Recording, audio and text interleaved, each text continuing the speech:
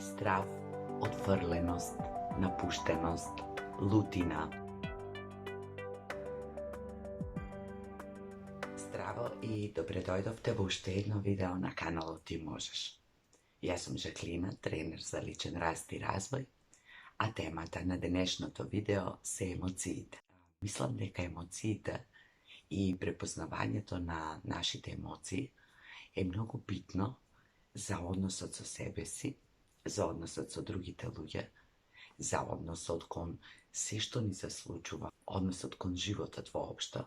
И мислам дека само ако ги разбереме нашите емоции добро, можеме добро да се разбереме себе си, да ги разбереме другите луѓе, да го разбереме животот и се разбира да го зголемиме квалитетот на нашиот живот на секојдневно ниво. Да ги разбереме нашите емоции, тоа значи да ги препознаеме, да ги дефинираме, да ги артикулираме, да ги доживееме онака како што нас ќе ни биде најадекватно и ќе ни направи најмала штета, односно да се носиме со нив така што нема да ни представуваат проблем во секојдневното живење. Постојат многу различни дефиниции за емоциите низ различни практики, во различни историски традиции, кај различни автори и најразлични карактеристики им се предаваат на емоциите. Меѓутоа, јас сметам дека сепак треба ние да си ја најдеме она дефиниција која што нам најмногу ни одговара и според таа дефиниција да можеме да се водиме кога ги дефинираме нашите емоции, за да ви биде појасно што подразбираме ние под некоја емоција, што подразбира другиот, за на тој начин да оствариме подобра комуникација, а и да можеме да разбереме дека не мора сите исто да дефинираат, сите исто да чувствуваат дадена емоција. Мене најмногу ми одговара дефиницијата дека нашите емоции се реакции на некои надворешни стимуланси, независно дали се тоа различни настани, некои ситуации предизвикани од други луѓе, од некои настани во природата, од се она што не обкружува. И според тоа за мене е многу битно со каков интензитет можеме ние да ги доживееме тие емоции, но исто така и како ќе реагираме на тие надворешни дразби или на она што ќе се случи од надвор, кој што се разбира не може да го контролираме, меѓутоа може да ги контролираме своите емоции, односно начинот како ќе ги изразиме. Прочитав дека тие што сакаат да работат со луѓе треба да препознаваат 41 емоција, меѓутоа јас овде ќе набројам 35 емоции, кои што се разбира не се малку и нема да зборувам детално за нив, тоа во некој друго видео, може би и во 2 наредни видеа. А сега само ќе ги набројам тие 35 емоции со цел да ги препознаеме и да видиме колку од нив ние најчесто доживуваме, како се носиме со нив, колкав е интензитетот за тие емоции и ќе ви ги напишам долу во видеото или под видеото, за да ви биде полесно да ги проследите.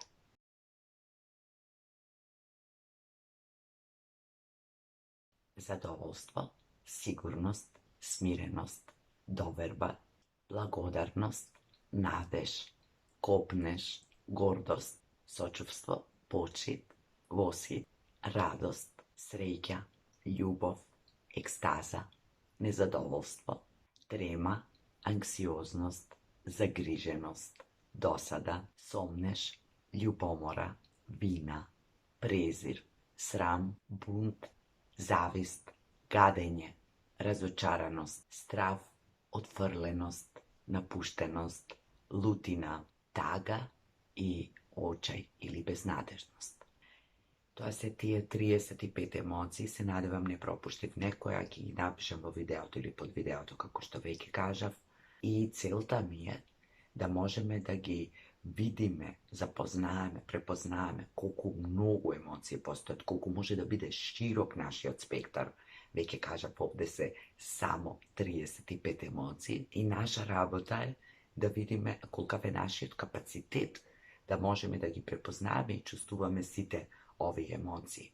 Сите ние имаме базична способност да ги чувствуваме сите овие емоции, според некои повеќе од нив, доколку се разбира сме здрави, зрели личности, а доколку не е така, тоа значи дека можеме да поработиме на својата емоционална писменост, па да се потрудиме да ги препознаеме, да ги разбереме, да си дозволиме да ги чувствуваме доколку сме ги потиснале, да провериме дали нешто не ни се допаѓа во начинот како ги покажуваме или интензитетот, начинот на кој се носиме со нив, дали ни прават проблеми во комуникацијата со другите и општо во секојдневното живење. За таа цел јас ќе ви понудам некои прашања како што се: колку од овие емоции ви се познати? Кои се вашите дефиниции за тие емоции? Со колкав интензитет ги чувствувате? Кои ги изразувате најсилно?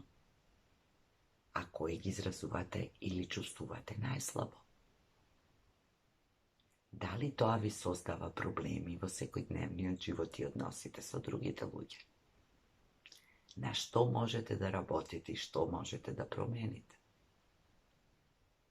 Дали постојат емоции кои воопшто не ги препознавате и имате идеја дека јас никогаш тоа не сум го почувствувал? Ако е тоа така, тоа е првиот знак дека треба да ја освестите таа емоција, затоа што луѓето најчесто негираат и така реагираат на емоции кои ги имаат длабоко потиснато во себе. И, доколку постојат емоции кои ги нема во оваа скала, одлично, тогаш вашиот распон, вашата лепеза, вашиот капацитет за чувствување емоции е многу широк. Може да чувствувате и други емоции кои ги нема овде, потоа можеме да чувствуваме истовремено различни емоции, некогаш дури и диаметрално спротивни, или пак во текот на денот може во континуитет да се менуваат нашите емоции.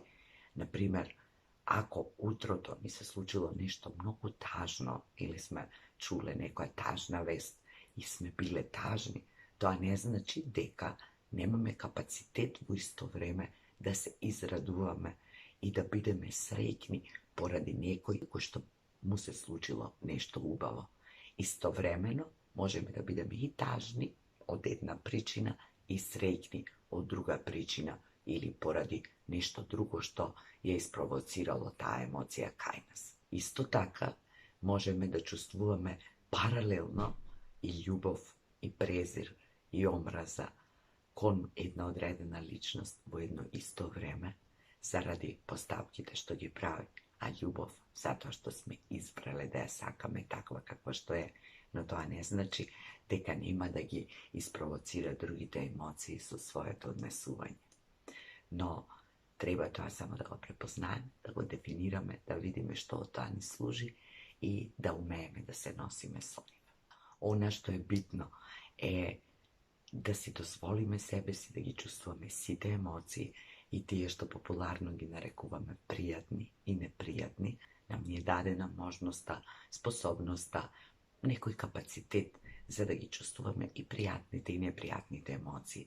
И едните и другите се дел од нашиот живот, составен дел од нашиот живот, од секојдневието и ќе се јавуваат колку и да не ни одговара тоа, затоа што тоа е нормално, човечки, здраво за нашиот емоционален раст и развој.